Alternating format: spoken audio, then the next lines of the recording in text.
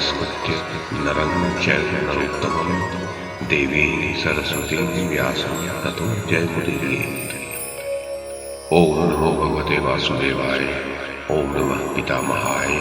ओम नमः प्रजापतिभ्यः। ओम नमः कृष्णद्वैपायनाय। ओम नमः सर्वविघ्नविनायकेभ्यः।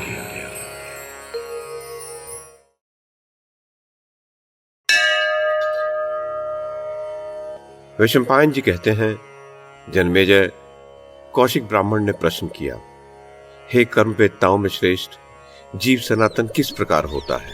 इस विषय को मैं ठीक ठीक समझना चाहता हूं। धर्मव्याध ने कहा, देह का नाश होने पर जीव का नाश नहीं होता।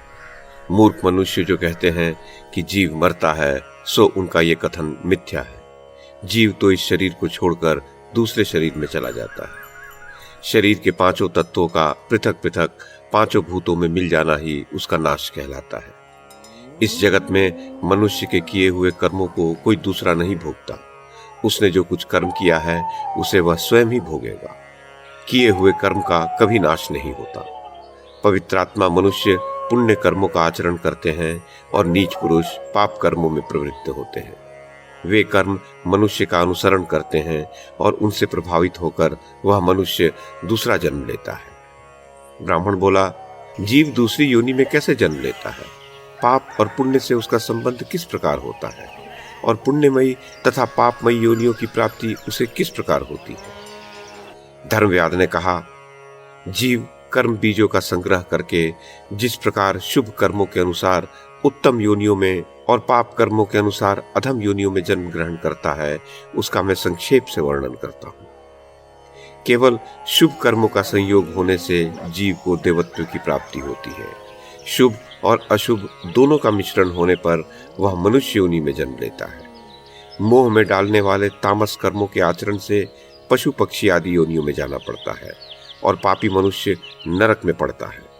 वह जन्म, मरण और वृद्धावस्था के दुखों से सदा पीड़ित होता रहता है। अपने ही पापों के कारण उसे बारंबार संसार के क्लेश भोगने पड़ते हैं। कर्म बंधन में बंधे हुए जीव सहस्रों प्रकार की तिर्यक योनियों और नरकों में चक्कर लगाया करते हैं। मृत्यु के पश्चात पाप कर्मों से दुख प्राप्त होता है और उस दुख का भोग करने के लिए ही वह जीव नीच जात में जन्म लेता है। वहां फिर नए नए बहुत से पाप कर्म कर बैठता है, जिनके कारण कुपथ्य खा लेने वाले रोगी के समान उसे पुनः नाना प्रकार के कष्ट भोगने पड़ते हैं। इस प्रकार यद्यपि वह निरंतर दुख उठाता रहता है, तथापि अपने को दुखी नहीं मानता, दुख को ही सुख समझने लगता है। जब तक बंधन में डालने वाले कर्मों का भोग पूरा नहीं होता और नए नए कर्म बनते रहते हैं, तब तक अनेक कष्टों को सहन करता हुआ वह चक्र की भांति इस संसार में चक्कर लगाता रहता है। जब बंधन कारक कर्मों के भोग पूर्ण हो जाते हैं और सत्कर्मों के द्वारा उसमें शुद्धि भी आ जाती है, तब वह तप और योग का आरंभ करता है।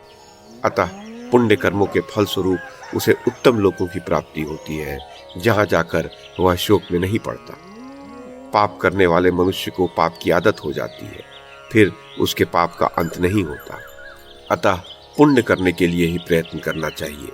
पाप का तो त्याग ही उचित है। जो संस्कार संपन्न, जितेंद्रिय, पवित्र तथा मन पर नियंत्रण रखने वाला है, उस बुद्धिमान पुरुष को दोनों ही लोकों में सुख की प्राप्ति होती है। अतः प्रत्येक मनुष्य को चाहिए कि वह सत्पुरुषों के धर्म का पालन करे और शिष्टों के समान व्यवहार करे। संसार में जिससे किसी को कष्ट न पहुंचे, ऐसी वृत्ति से जीविका चलावे। अपने धर्म के अनुसार ही कर्म करे, जिससे कर्मों का मिश्रण न होने पावे। बुद्धिमान पुरुष धर्म से ही आनंद मानता है, धर्म का ही आश्रय ग्रहण करता है और धर्म से अर्जित किए हुए धन के द्वारा धर्म का ही मूल सींचता है। इस प्रकार वह धर्मात्मा होता है, उसका चित्त स्वच्छ एवं प्रसन्न हो जाता है तथा मित्रजनों से संतुष्ट होकर वह इस लोक और परलोक में भी आनंदित होता है। धर्मात्मा पुरुष शब्द, स्पर्श, रूप, रस और गंध सभी प्रकार के विषय सुख तथा प्रभुत्व प्राप्त करता है। ये स्थिति उसके धर्म का ही फल माना जाता है। धर्म के फल स्वरूप सांसारिक सुखों को पाकर जिसे तृप्ति या संतोष नहीं होता, वह ज्ञान दृष्टि के कारण वैराग्य को प्राप्त होता है। बुद्धि के नेत्रों से देखने वाला मनुष्य राग, द्वेष आदि दोषों से युक्त नहीं होता। वह विरक्त तो पूर्ण हो जाता है, पर धर्म का परित्याग नहीं करता।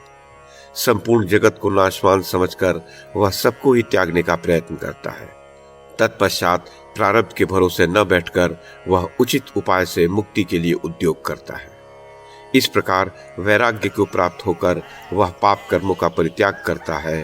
तत्पश्चात धार्मिक होकर अंत में मोक्ष प्राप्त कर लेता है। जीव के कल्याण का साधन है तप, और तप का मूल है शम और दम, मन और इंद्रियों पर विजय प्राप्त करना। उस तप के द्वारा मनुष्य सभी मनोवांछित वस्तुओं को प्राप्त करता है। इंद्रिय संयम, सत्य भाषण और शम दम, इनके द्वारा मनुष्य परम पद अर्थात मोक्ष को भी प्राप्त कर लेता है।